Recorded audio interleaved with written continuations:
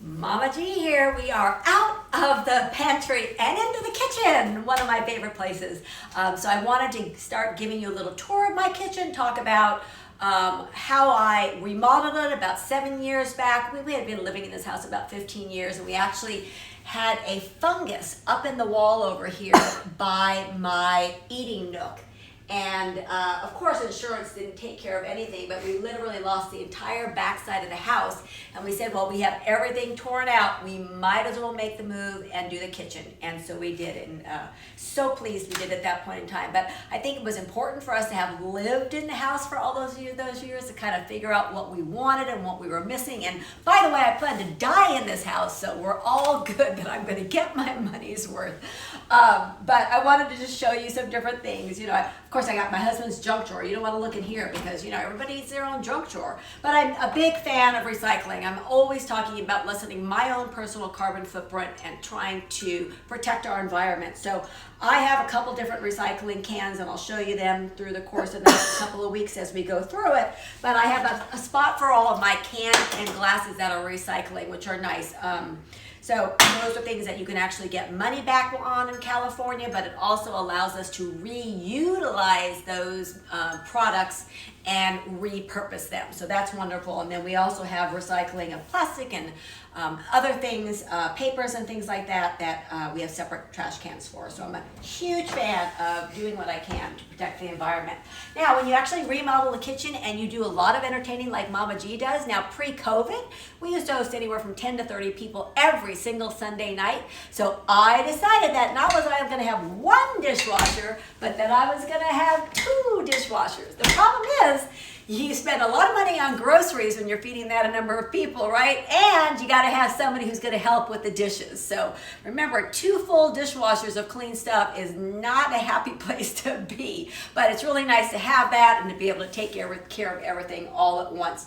I am a huge fan of just one large, big sink. I have always bathed my babies in my sink, and I have now been bathing 3 different babies in this house.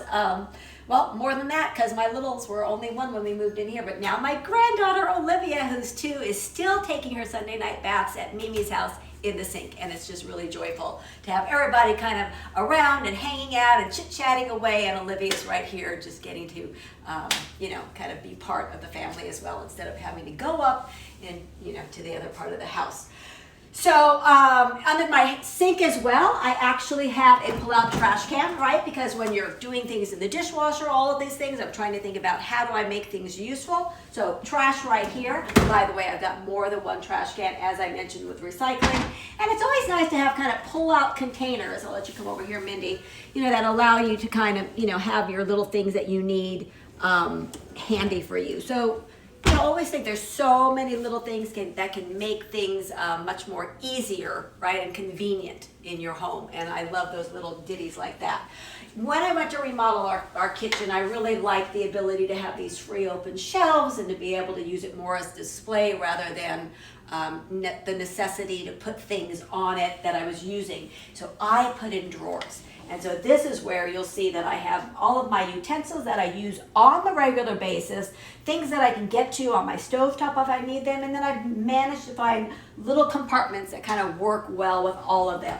I also decided to put my everyday dishes that we're using on a regular basis right here in the drawer, because guess what? When you're emptying out the dishwasher, you want to be able to put things right away instead of having to walk, you know, to Timbuktu to do that. And then I also, my bottom drawer, and this has shifted over the course of the years, but I have a lot of other different bowls that I use on a more regular basis as well, so it's made it really convenient for us. Now, I did make one mistake in my kitchen, and that was making a decision from going from 6 burners to going ahead and getting a griddle and a grill, 5 of which you can tell that I never use them. When I use the griddle a couple of times, the problem is you don't get to take the griddle out and take it to the sink and wash it. You have to actually bring everything you need to the griddle to clean it, and it's a no-go for me. The same thing that's happening with the grill as well. If I'm gonna have something grilling, I'm gonna send the boys out to do that, because there's a couple things I don't do. I don't make coffee, I don't take out the trash, and I don't barbecue, right? By choice.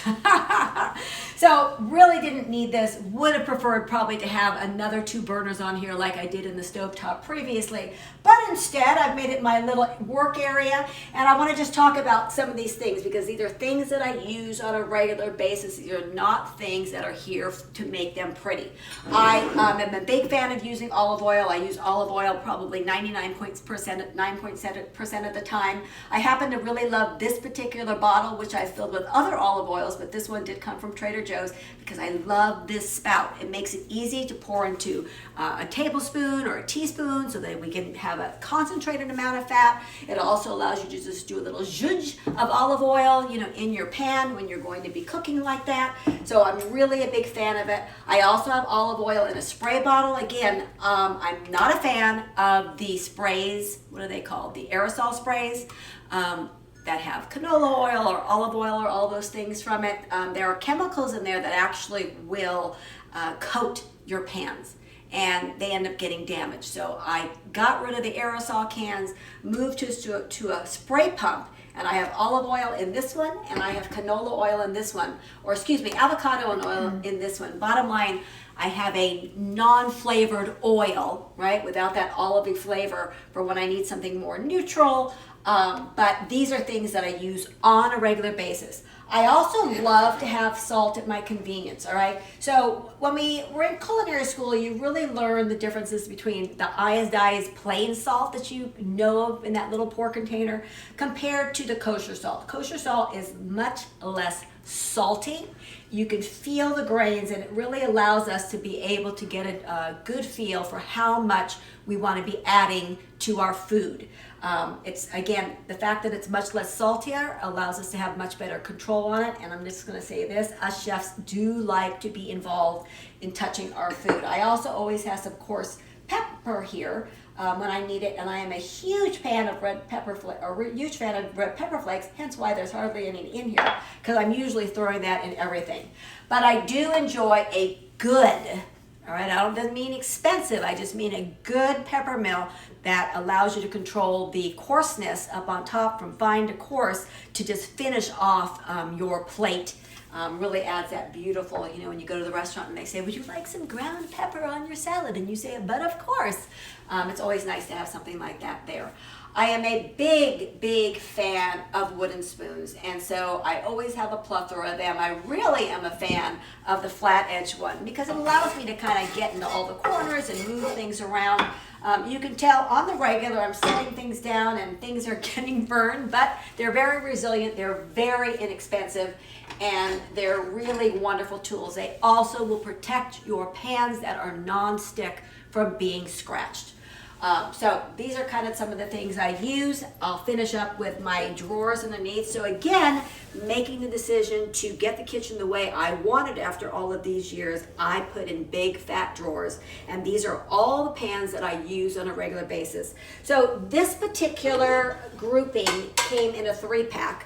It's probably the other ones in the sink over there. But when you have non-sticks, it's really important to protect the surface. Once they get scratched, it's time to toss them. And the way I like to protect them is I bought these little ditties at Home Goods, but you could use a washcloth, you could use a dish towel, whatever you want, to just keep them in between. I also love a good grill pan. I used to have cast iron grill pans, and I'll tell you what, they're super hard to get in between to clean when the food gets stuck on it. So these are much easier, again, keeping the surface protected. You can use a little bit of a spray olive oil on there, and it really allows you to get those beautiful grill marks on whatever you might want to grill if you're not going to go outside and throw it on the barbecue. I also am a big fan of cast iron, and I actually, the latest ones I purchased were a 2-pack that came from Costco on sale. They are usually seasoned and ready to go. They are very heavy duty, and so they hold a lot of heat. So if you're gonna saute something or stir fry some veggies, it holds the heat really well, so it allows the pot to have a hotter surface temperature on the bottom and hold on to that heat. So I'm a big fan of cast irons. The big deal with cast irons, people will tell you, you have to season them in this. Once they're seasoned, they're good to go. A lot of them now come seasoned.